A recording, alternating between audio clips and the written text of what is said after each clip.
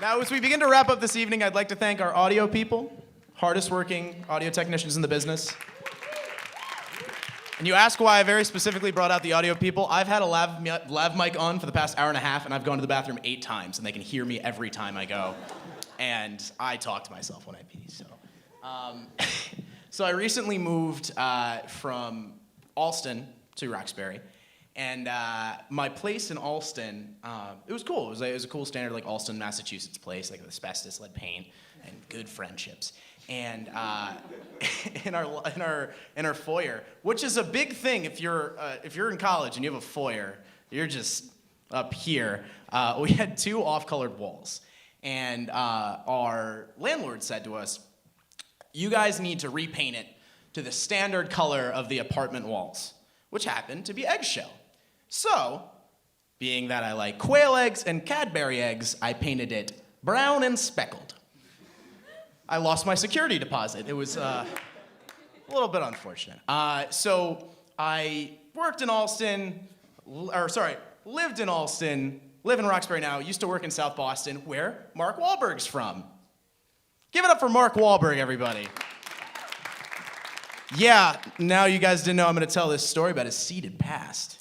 He, oddly enough, when he was a kid, he was like a street ruffian, love that term, in South Boston, and he had like a bad past, and he had the whole Marky Mark phase and yada yada. But like in the news lately, he like just basically been trying to clear his name for like bad things he had in the past, and that one of those things, it was specifically a felony when he was a teenager, and all these news outlets have been trying to basically put him to like the level of like your Ben Afflecks and Matt Damon's as far as like Boston area saints, because he assaulted this man, charged with aggravated assault, this Vietnamese immigrant, partially blinding him. And being a felon, he can't get a liquor license for Wahlburgers in Massachusetts because he's the owner, which is something he has to deal with. But the interesting thing was, the man recently came out who was partially blinded by Marky Mark. He says, no, guys. Please, Marky Mark did not partially blind me when he assaulted me. I was already partially blind.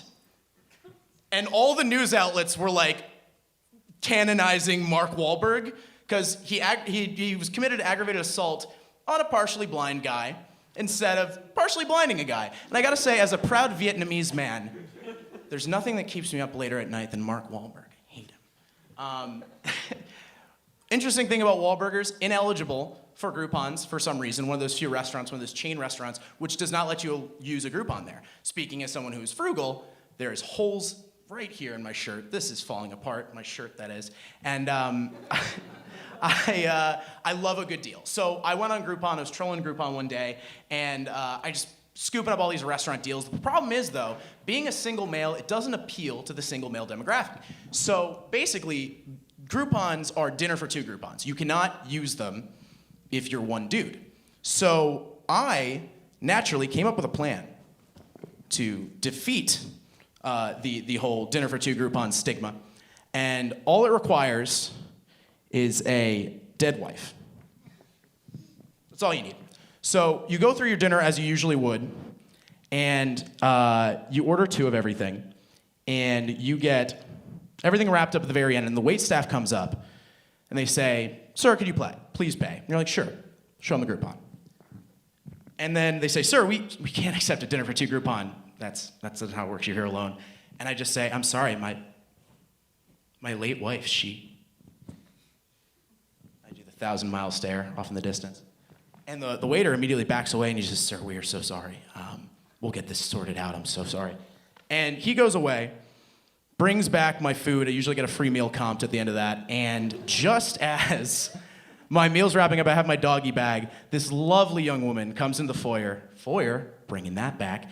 And I hand her doggy bag, and she says, "Honey, my dermatologist appointment, it ran over. I'm so sorry." And I turn to the waitstaff and say, "Oh, my late wife, she's so bad with times." If you think that's gonna be my last joke, you're right! That was the Emerson Channel comedy special, everybody. Thank you for coming out. We appreciate it, every last one of us. Have a good night.